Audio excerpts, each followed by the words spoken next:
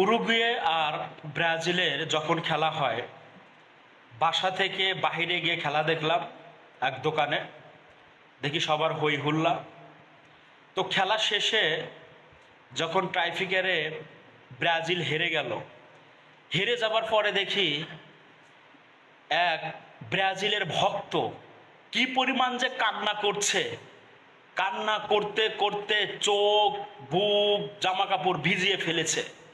ছোট বাচ্চারা যেমন ফুপিয়ে ফুপিয়ে কান্দে, ঠিক এইভাবে ফুপিয়ে ফুপিয়েই কান্না করছে। সে ব্রাজিলের ভক্তকে জিজ্ঞাসা করলাম, কি গো ভাই, এভাবে কাঁদছেন কেন? বলে, ভাই আর বইলেন না, বর্তমান সময়ে ঘরের বউ যে প্যারা না দেয়, এই ব্রাজিলের প্লেয়াররা তার চেয়ে বেশি প্যারা দেয়। আমি কথা শুনে তো হয়ে গেলাম পুরো অবাক। সঙ্গে সঙ্গে মনটাকে করে ফেললাম সজাগ। আল্লাহ বাঁচাইছে যে ব্রাজিলের মতো প্যারায় পড়ি নেই, তাও যে বলো আকাশি রঙের জার্সিটাকে, পতাকাটাকে সাপোর্ট করছি। দেখা যাক। এখনই কিন্তু সিদ্ধান্ত নেবার পালা। বর্তমান সময়ে রাজনীতিতে আমরা দেখি কত দল চেঞ্জ করে, ডুব দিয়ে দুধ দিয়ে গোসল করে চেঞ্জ করে ফেলে।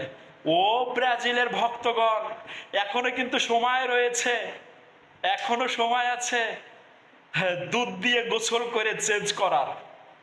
পরিশেষে ব্রাজিলের জন্য অনেক বেশি শুভকামনা। কেননা কোপা বলেন, বিশ্বকাপ বলেন, ব্রাজিল এবং আর্জেন্টিনা শেষ পর্যন্ত থাকলে বাংলাদেশে খেলার একটা উত্তেজনা সৃষ্টি হয় দেখার দর্শকদের।